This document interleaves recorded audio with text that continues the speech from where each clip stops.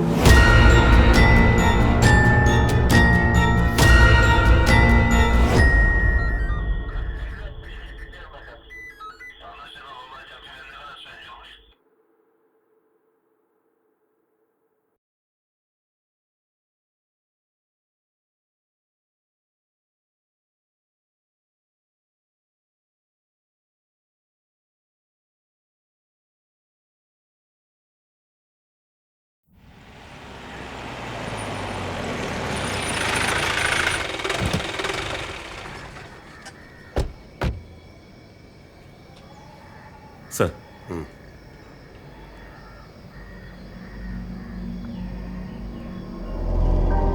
എന്തായി ഇവിടുത്തെ കാര്യങ്ങളെല്ലാം? ഞങ്ങൾ അന്വേഷിച്ചിരുന്നു. നമ്മുടെ ഡ്രൈവർ രമേശിന്റെ ഭാര്യയാണ് കൊല്ലപ്പെട്ടിരിക്കുന്നത്. വളരെ ബ്രൂട്ടലായ രീതിയിലാണ് കൃത്യം നടത്തിയിരിക്കുന്നത്. ആരാണ് ബോഡി ആദ്യം കണ്ടത്? ഡോ രാമേന്ദ്ര, ആ രണ്ടുപേരും വിളിച്ചേ. നിങ്ങളാണോ ബോഡി ആദ്യം കണ്ടത്? അത് സാറേ, ഞങ്ങൾ രാവിലെ സ്ഥിരം നടക്കാൻ പോണ വഴിയാണ്. തിലക്, ഇവരെ ഒന്ന് വിശദമായി ചോദ്യം ചെയ്തൊക്കെ. സർ, സർ, ഒരു കാര്യം കൂടെ പറയാനുണ്ട്. Sir, please bring it here. Sir, മൃതദേഹത്തിന്റെ അടുത്ത് നിന്ന് കിട്ടിയതാണ്. എന്തിന്റെയോ സൂചന എന്ന പോലെ കൊലയാളി വെച്ചതാണ്.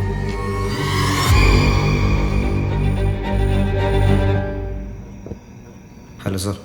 എന്തായി? മരണം നടന്നിട്ട് ഏകദേശം 12 മണിക്കൂറിലധികം ആയിട്ടുണ്ട്.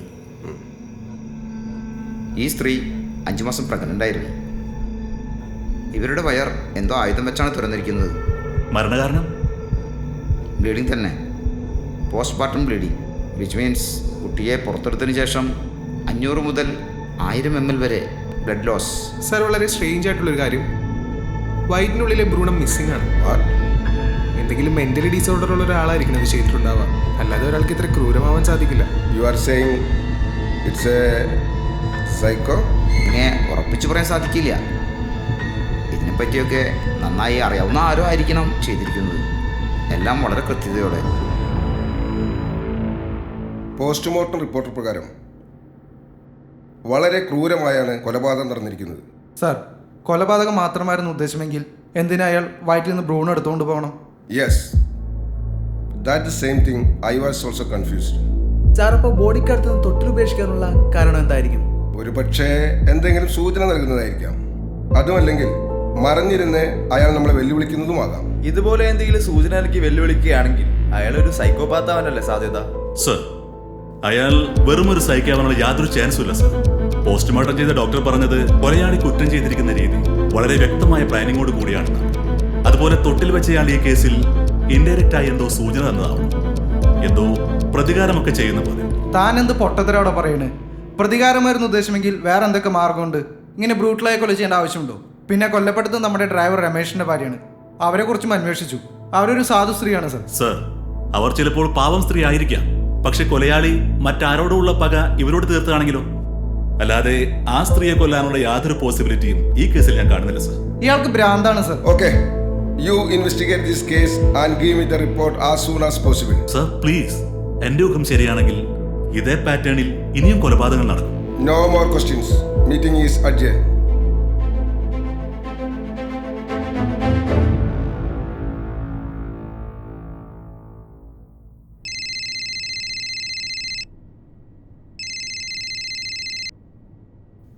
Hello. Oh shit. What? Okay okay, ഞാൻ ഉടനെ എത്താം. എന്നെ ചായ പുഴയുടെ തീരത്തുനിന്ന് ഡിഐജിയുടെ ഭാര്യയുടെ ബോഡി കണ്ടു കിട്ടി. അയ്യോ, നീ ഓർക്കണില്ലേ 10 മാസം മുമ്പ് നടന്ന ഒരു കേസിനെ പറ്റി? ഡ്രൈവർ രമേശിന്റെ ഭാര്യയുടെ കൊലപാതകത്തെ പറ്റി. ആ എവിടെ പോയ കേസല്ലേ? അത് തന്നെ. ഇപ്പൊ നടന്ന കൊലപാതകവും ആ സെയിം പാറ്റേണിൽ തന്നെയാണ്. വയറ് തുറന്ന് കൊലപ്പെടുത്തി ബോഡിക്കടുത്ത് അന്നത്തെ പോലെ ഒരു തൊട്ടിലും വെച്ചിട്ടുണ്ട്. ഇച്ചാൻ പറഞ്ഞു തരുന്നത്? Yes, the killer is mine. ആ ഇരിക്കലോ. DIGയുടെ ഭാര്യയുടെ പോസ്റ്റ്മോർട്ടം റിപ്പോർട്ട്. 10 മാസം മുമ്പ് നടന്ന കൊലപാതകത്തിൻ്റെ അതേ രീതിയിലുള്ള പോസ്റ്റ്മോർട്ടം തന്നെയാണിതും. അന്ന് ഇതേ പാറ്റേണിൽ തന്നെ ഇനിയും കൊലപാതകം നടക്കുമെന്ന് താൻ പറഞ്ഞപ്പോൾ ഞാനതത്ര കാര്യമാക്കിയില്ല. ഇന്നിപ്പോൾ അതുപോലെ തന്നെ സംഭവിച്ചിരിക്കുന്നു. സർ, ഈ മരിച്ച 2 സ്ത്രീകൾ തമ്മിൽ യാതൊരു ബന്ധവുമില്ല. But one thing is common. രണ്ടുപേരുടെയും ഭർത്താക്കന്മാർ പോലീസിലാണ്. So it's somewhat clear sir. കൊലയാളിയുടെ ശത്രുത അവരുടെ ഭർത്താക്കന്മാരോടാണ്. അവർ തമ്മിൽ എന്തെങ്കിലും ബന്ധമുണ്ടോ എന്ന് നമ്മൾ കണ്ടുപിടിക്കണം. ഓക്കെ ത്രിലോ, യു ക്യാൻ പ്രൊസീഡ്. ഇൻവെസ്റ്റിഗേഷൻ ടീമിൽ താങ്കളെയും ഉൾപ്പെടുത്താൻ ഞാൻ പറഞ്ഞിട്ടുണ്ട്. Thank you sir.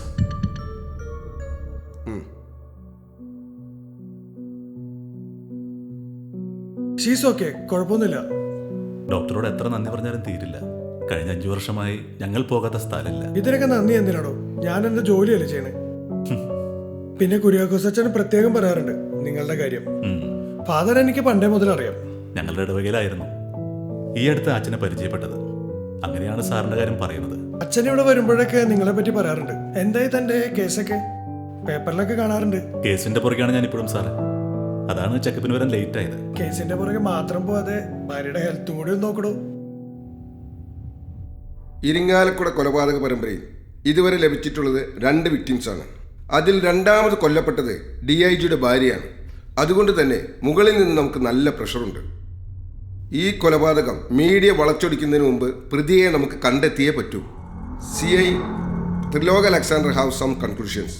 He will explain.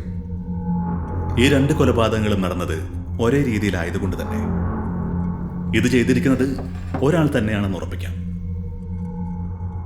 പിന്നെ ഞാനിതിൽ കണ്ട സിമിലാരിറ്റി എന്താണെന്ന് പറയുകയാണെങ്കിൽ, ലുക്ക് ദിസ്. ആദ്യം കൊല്ലപ്പെട്ട ഡ്രൈവർ രമേശിന്റെ ഭാര്യയെ കാണാതാവുന്നത് മെയ് 5-നാണ്. ഐ റിപ്പീറ്റ്, 5-ാം മാസം 5-ാം തീയതി. അവരുടെ ബോഡി റിക്കവർ ചെയ്തത് 5 ദിവസം കഴിഞ്ഞ് 10-ാം തീയതിയാണ്. ക്ലിയർ? അത് കഴിഞ്ഞ് കൃത്യം 10 മാസമായപ്പോഴാണ് DIGയുടെ ഭാര്യയെ കാണാതാവുന്നത്.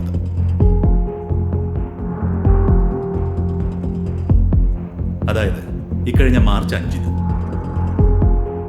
അവരുടെ ബോഡിയും കൃത്യം 5 ദിവസം കഴിഞ്ഞ് മാർച്ച് 10-ന് കണ്ടെടുത്തു. കൊലയാളി അതിൽ 5 എന്ന സംഖ്യയിലൂടെ എന്തോ പറയാൻ ആഗ്രഹിക്കുന്നു. ലുക്ക് മിസ്റ്റർ ത്രിലോക്, ഒരുപക്ഷെ അത് യാദൃശ്യമായി സംഭവിക്കുന്നതായി കൂടെ. മേ ബി ആയിരിക്കാം സർ. പക്ഷേ ഞാനിതിൽ തന്നെ ഉറച്ചു നിൽക്കാൻ കാരണം, മരിച്ച 2 സ്ത്രീകളും 5 മാസം പ്രഗ്നന്റ് ആയിരുന്നു. 5 മാസം കഴിയുമ്പോഴാണ് കൊലയാളി അവരെ കിഡ്നാപ്പ് ചെയ്യുന്നത്. ഓ, അപ്പോൾ ഇതൊരു സീരിയൽ കില്ലർ ആണെന്നാണോ താങ്കൾ പറഞ്ഞു വരുന്നത്? Absolutely sir. ഇത് വെറും ഒരു റാൻഡം സെലക്ഷൻ ആയിട്ട് എനിക്ക് തോന്നുന്നില്ല. വ്യക്തമായ പ്ലാനിങ്ങോട് കൂടിയാണ് എല്ലാം ചെയ്തിരിക്കുന്നത്. കൂടാതെ മൃതദേഹങ്ങൾക്കരികിൽ കില്ലർ എന്തോ സൂചന എന്ന പോലെ തൊട്ടിലുകൾ ഉപേക്ഷിച്ചിരിക്കുന്നു. കഴിഞ്ഞ ദിവസം പോസ്റ്റ്മോർട്ടം ചെയ്ത ഡോക്ടർ അലക്സ് സാമുൽ സാറിനെ ഞാൻ കണ്ടിരുന്നു. അദ്ദേഹം പറഞ്ഞത് ബോഡി വെറുതെ ഒരു ഭ്രാന്ത് പിടിച്ച് സൈക്കോ ചെയ്തിരിക്കുന്നത് പോലെ കുത്തിക്കീറി വെച്ചിരിക്കുകയല്ല. ഇതിനെപ്പറ്റി നന്നായിട്ട് പഠിച്ചതിന് ശേഷമായിരിക്കണം അയാൾ കൃത്യം ചെയ്തിരിക്കുന്നത്.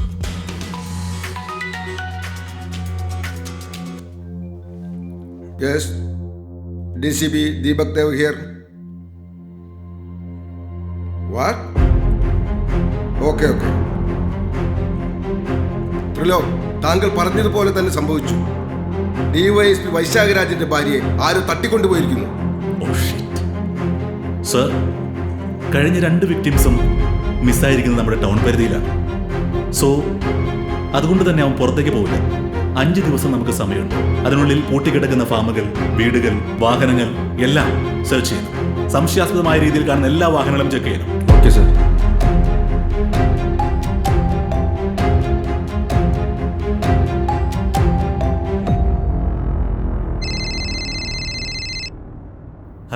ഹലോ കുഞ്ഞെ, ഹന്നമോളെ രാവിലെ മുതൽ കാണാനില്ല. കാണാനില്ലെന്നോ? അവൾ എവിടെ പോവാനാ? മേരി ചേച്ചി അവിടെ ഒന്ന് നോക്കിയേ. ഞാനിവിടെ എല്ലായിടത്തും നോക്കി. കുഞ്ഞ് വേഗം വന്നേ, എനിക്ക് ആകെ പേടിയാവണു. മോള് ഗർഭിണിയും കൂടിയല്ലേ. ഞാൻ വേഗം വരാം. Come on, quick.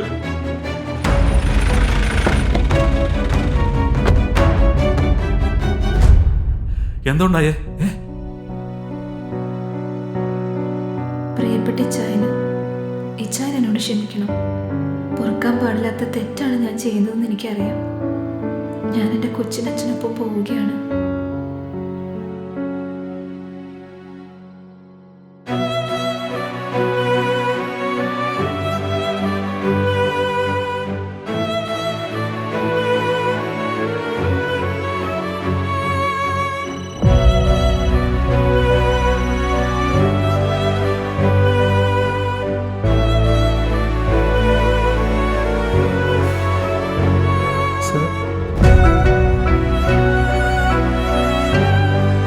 SP Vaishakh Valsan സാറിന്റെ ഭാര്യയുടെ ബോഡി കണ്ടെടുത്തു.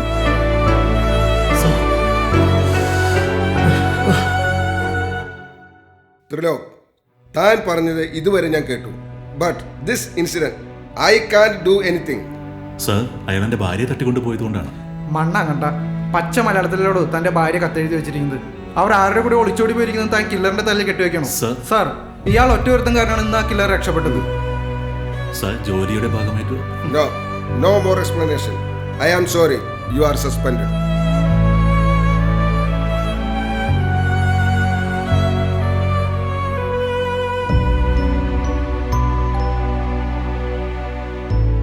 ത്രിലോക് സാറില്ലേ? മോനിവിടെ ഇല്ല. അന്നമോളുടെ ഓർമ്മ വരാന്ന് പറഞ്ഞ് പഴയ വീട്ടിലാ താമസം.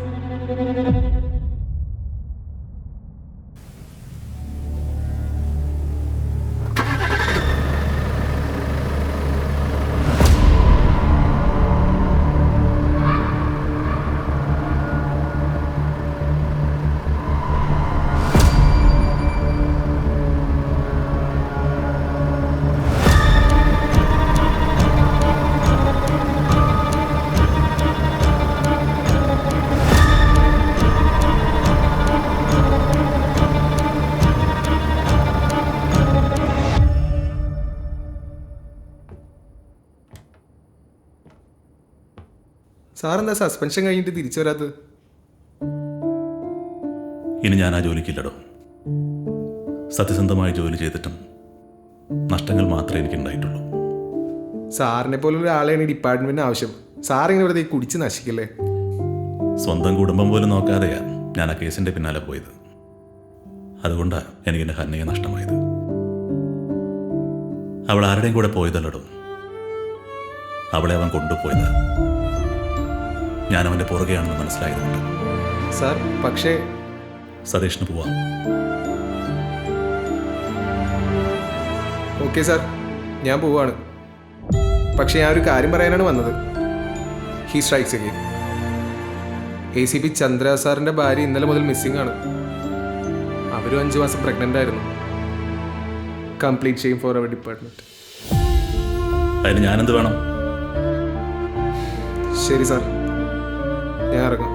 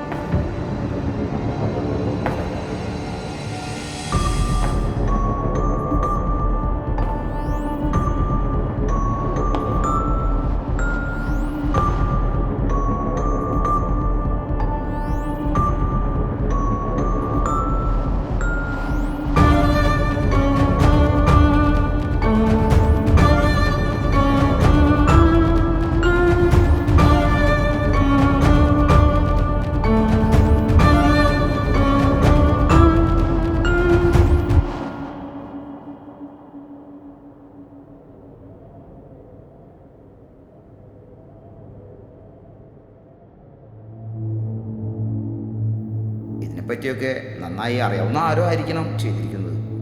എല്ലാം വളരെ കൃത്യതയോടെ. കൊലയാളി അതിൽ 5 എന്ന സംഖ്യയിലൂടെ എന്തോ പറയാൻ ആഗ്രഹിക്കുന്നു. ഒരു ഭ്രാന്ത് പിടിച്ച് സൈക്കോ ചെയ്തിരിക്കുന്നത് പോലെ കുത്തിക്കീറി വെച്ചിരിക്കുകയല്ല. ഇതിനെപ്പറ്റി നന്നായിട്ട് പഠിച്ചതിന് ശേഷമായിരിക്കണം അയാൾ കൃത്യം ചെയ്തിരിക്കുന്നത്. എന്തെങ്കിലും മെന്റലി ഡിസോർഡർ ഉള്ള ഒരാളായിരിക്കും ഇത് ചെയ്തിട്ടുണ്ടാവുക. മരിച്ച 2 സ്ത്രീകളും 5 മാസം പ്രഗ്നന്റ് ആയിരുന്നു. 5 മാസം കഴിയുമ്പോഴാണ് കൊലയാളി അവരെ കിഡ്നാപ്പ് ചെയ്യുന്നത്.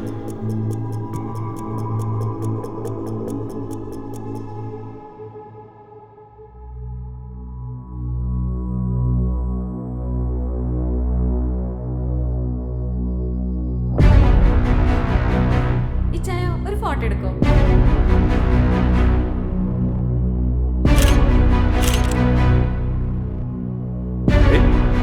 ഫാൻസി നമ്പറാണല്ലോ സാറ്. ആ ലേലത്തിന് വാങ്ങിയതാ, ചുമ്മാ ഒരു കൗതുകം.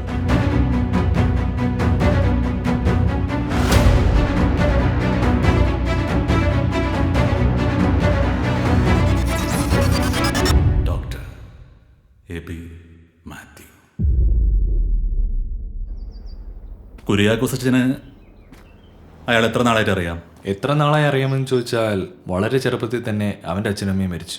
അവൻ പഠിച്ചതും വളർന്നതുമല്ല ഞങ്ങളുടെ തന്നെ ഓർഫനേജിലാണ്. പഠിക്കാൻ അവൻ മെടുക്കനായിരുന്നു. ഡോക്ടറിന് പഠിച്ച് 2 കൊല്ലം കഴിയുമ്പോഴാണ് അവൻ ജെയ്സിയെ പരിചയപ്പെടുന്നതും കല്യാണം കഴിക്കുന്നതല്ല. ജെയ്സി ഒരു ജേർണലിസ്റ്റ് ആയിരുന്നു. ജെയ്സിക്ക് ഏകദേശം 5 മാസം ഗർഭമുള്ള സമയത്തായിരുന്നു ജെയ്സിയുടെ കൂട്ടുകാരി ഒരു ദുരൂഹ സാഹചര്യത്തിൽ കൊല്ലപ്പെടുന്നു. ആ കേസിൽ ഒരു 4 പോലീസുകാർക്കെതിരെ അവളൊരു റിപ്പോർട്ട് തയ്യാറാക്കുകയായിരുന്നു. ഇതുവരെ കഴിഞ്ഞില്ലേ? കഴിക്കാൻ എന്തെങ്കിലും എടുത്തേക്കടോ. എന്റെ പേര് 10 മിനിറ്റ് ഇപ്പൊ കഴിയും.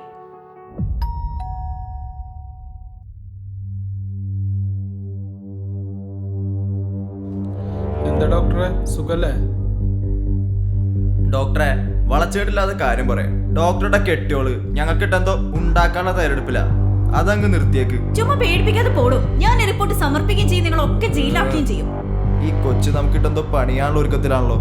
രമേശേ, ആ വാതിലും കടക്കി. സാറേ ആ റിപ്പോർട്ടിങ് എടുത്തേക്ക് സാറേ.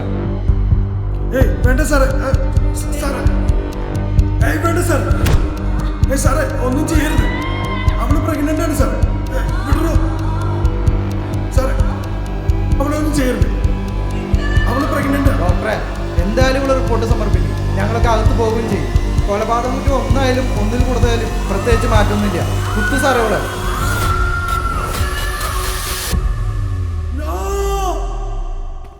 ആ സംഭവത്തിന് ശേഷം ഒരു 8 മാസത്തോളം എബി ചികിത്സയിലായിരുന്നു. പിന്നീട് മാനസികമായി തളർന്നു. ഏറെക്കുറെ ഒരു വിഷാദാവസ്ഥയിലേക്ക് മാറി അവൻ. അന്ന് ഞങ്ങളെല്ലാവരും വളരെ പരിശ്രമിച്ചിട്ടാണ് അവൻ സാധാരണ ജീവിതത്തിലേക്ക് തിരിച്ചു വന്നത്. നോർമലായ ശേഷം അവനിവിടെ വന്നെല്ലാം തുറന്നു പറഞ്ഞു. നമുക്ക് കേസിന് പോകാമെന്ന് അന്ന് ഞാൻ പറഞ്ഞപ്പോൾ ഒന്നും വേണ്ടച്ചോ, അവർക്കുള്ളത് കർത്താവ് കൊടുത്തോളെന്നാ അന്ന് അവൻ പറഞ്ഞത്. ഞാനവൻ്റെ പുറകെണ്ടെന്നറിഞ്ഞാണ് കഴിഞ്ഞ 6 മാസം മുമ്പ് എൻ്റെ ഭാര്യ അവൻ തട്ടിക്കൊണ്ടുപോയത്. അവൾ ആരുടെ കൂടെയോ ഒളിച്ചോടിപ്പോയി എന്ന് വരുത്തി തീർക്കാൻ വേണ്ടിയാണ് അന്ന് ആ കത്ത് എഴുതി വെച്ചത്, എന്നെ മാനസികമായി തളർത്താൻ. അവൻ്റെ പിന്നാലെ ഞാനില്ലെന്ന് ബോധ്യപ്പെടുത്താൻ വേണ്ടി മാത്രമാണ് കഴിഞ്ഞ 6 മാസം ആൽക്കഹോളിൽ കഴിഞ്ഞ് അഭിനയിച്ചത്. ഞാനറിയാതെ അവൻ എന്നെ ഫോളോ ചെയ്യുന്നുണ്ടെന്ന് എനിക്കറിയാം. ത്രിലോക്, നിങ്ങൾ ഈ പറഞ്ഞ രീതിയിലുള്ള കുറ്റകൃത്യങ്ങളൊക്കെ അവൻ ചെയ്യുമെന്ന് എനിക്കിപ്പോഴും വിശ്വസിക്കാൻ പറ്റുന്നില്ല. അവൻ തന്നെയാണ് ഫാദർ. അവൻ തന്നെയാണ് ആ 3 പേരെയും കൊന്നത്. ഇനി ബാക്കിയുള്ളത് ACPയുടെ ഭാര്യയും. അൺഫോർച്ചുനേറ്റ്ലി ഷീസ് പ്രഗ്നന്റ് ആവും. ഉടനെ എന്തെങ്കിലും ചെയ്തില്ലെങ്കിൽ അവൻ അവരെ കൊല്ലും. പക്ഷേ എവിടെ വെച്ചാണ് ഈ ബ്രൂട്ടൽ ടോർച്ചർ നടത്തുന്നത് അറിയില്ല. ഇരിങ്ങാലക്കുട ഭാഗത്ത് അവനൊരു പഴയ വീട് സ്ഥലമുണ്ട്. പക്ഷെ അവിടെ ഇപ്പോൾ ആൾത്താമസം ഇല്ലാതെ കാട് പിടിച്ച് കിടക്കുക.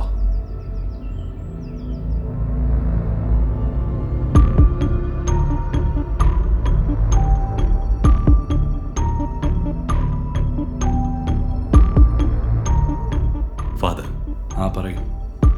ACPയുടെ ഭാര്യയെ ഇവിടെ കൊണ്ടുവന്ന് സേഫാക്കി. എനിക്ക് ഉടനെ തന്നെ അവൻ്റെ അടുത്ത് പോകണം. എൻ്റെ ഭാര്യയെ രക്ഷിക്കണം.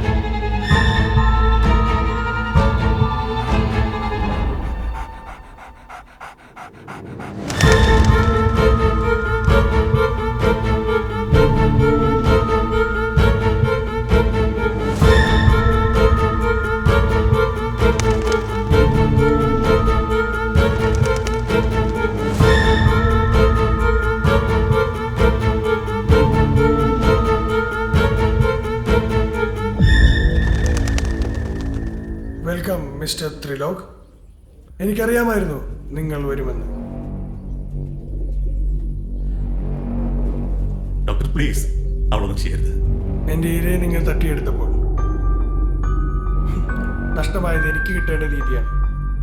പലതവണ നിങ്ങൾക്ക് ഞാൻ സൂചന തന്നു, എൻ്റെ പിന്നാലെ വരരുതെന്ന്. പക്ഷെ നിങ്ങളത് കേട്ടില്ല. നിന്റെ അതിബോധിയപ്പോൾ നിന്റെ ഭാര്യയുടെ ജീവൻ എടുക്കാം. ജേസി ഇല്ലാതാക്കിയവരെ നമുക്ക് നിയമത്തിന് മുന്നിൽ കൊണ്ടുവരാം. എന്തിന്? കുറച്ചുനാൾ ജയിലിൽ കിടന്ന് തിന്നുകൊടുത്തു വരാനോ?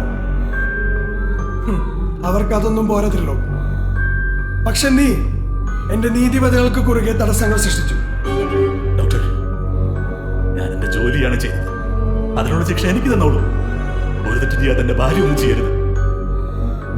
ഈ ബ്ലഡില്ലേ, ബ്ലഡ്, ചോര, അതിങ്ങനെ ശരീരത്തിൽ കൂടി വരുമ്പോഴുള്ള രസം എന്ത് ഭംഗിയാണെന്നറിയോ? പ്രത്യേകിച്ച് ഗർഭിണികളുടെ. Please doctor, doctor please, doctor please. മോളെ മോളെ എന്നാ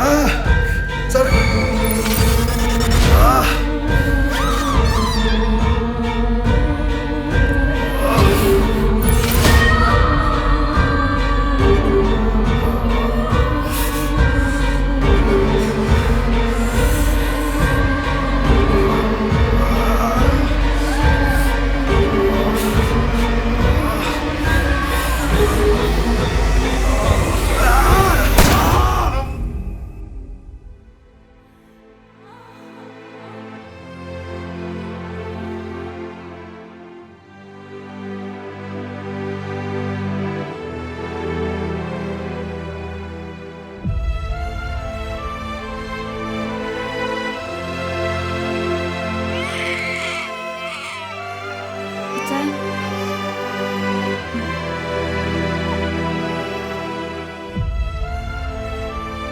പ്രധാന വാർത്തകൾ. ജയ്സ വധക്കേസ് നിർണായക ഘട്ടത്തിലേക്ക്. ഉന്നതരടക്കം 4 പേർ അറസ്റ്റിൽ. രണ്ടാം പ്രതിയായ ACP ചന്ദ്രദാസിന്റെ കുറ്റസമ്മതമാണ് കേസിന് പുതിയ വഴിത്തിരിവായത്. പ്രതികളെ നവംബർ 25-ന് കോടതിയിൽ ഹാജരാക്കും.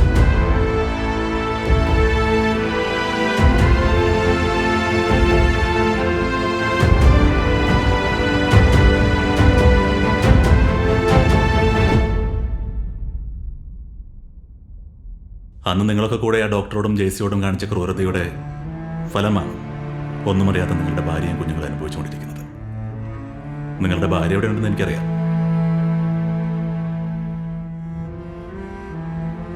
പക്ഷെ അവരെ കൊല്ലാണ്ട് അവന്റെ കലിയടങ്ങില്ല. നിങ്ങളുടെ ഭാര്യയെ നിങ്ങൾക്ക് ജീവനോടെ വേണമെങ്കിൽ ഞാൻ പറയുന്നൊരു കാര്യം നിങ്ങൾ അനുസരിക്കണം.